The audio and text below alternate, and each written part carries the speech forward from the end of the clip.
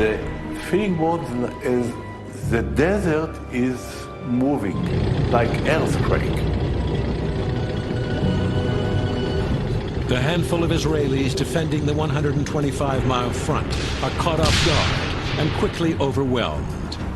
And by the end of the day, the Egyptians have advanced 5 miles into the Sinai. Desperate to staunch the Egyptian invasion, Israel calls up its armored reserves, and by October 8th, they are ready to strike back. The Israeli armored reserves in Sinai immediately do what they have been trained, taught, ordered to do: counterattack. The Israeli plan calls for the lead elements of their reserve forces, 100 tanks strong, to attack straight into Egyptian positions, break up their formations, and force them back across the canal. Leading the 217th Reserve Armored Brigade against Egyptian positions near the Ferdan Bridge is Colonel Natki Nir.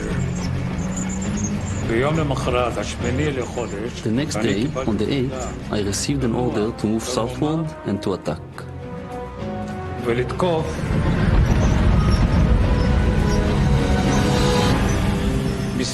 On my left, another tank brigade was supposed to attack. But when I got my orders to attack towards the Firdan, there were no forces on my left.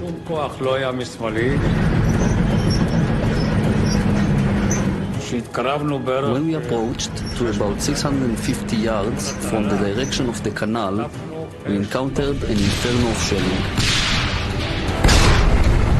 The tank division and an infantry division with tanks were already on our side of the canal.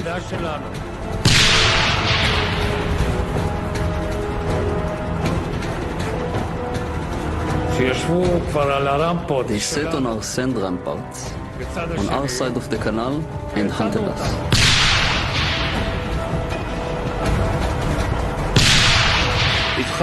We started the attack without artillery.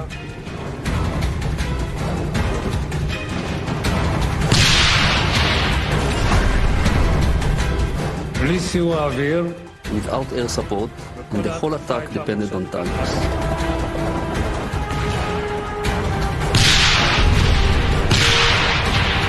It was the first time we understood that the Egyptians were equipped with thousands of Sager missiles. The AT-3 Sager is a Soviet-designed portable anti-tank guided missile. Fitted with a 5.7-pound warhead, the Sager can penetrate 8 inches of armor at ranges of nearly 2 miles. But its most deadly feature is a wire guidance system, which allows the operator to steer the missile all the way to the target. The operator has an optical sight, and he concentrates on the target, fires the missile, and using a joystick, literally direct the missile onto the target at distance. It's effective.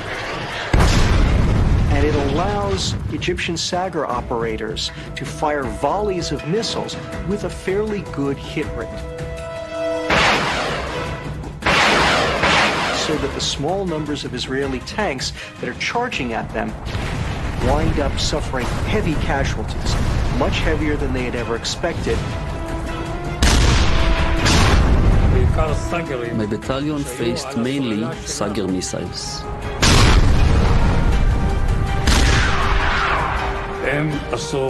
They did a job on my brigade.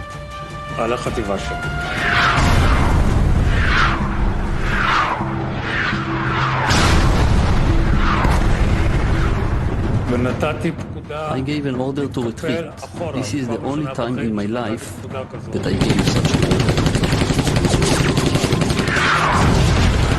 Out of the approximately 22 tanks, 6 got out, and the rest were all destroyed.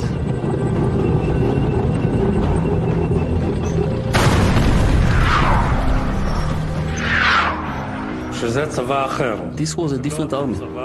This was not the same army I fought against in the Six-Day War.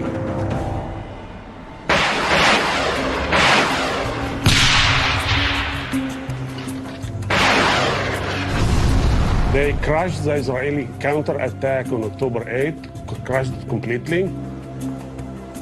This is an unbelievable victory by the Egyptians, something that they have never achieved beforehand, and it is a stunning reversal.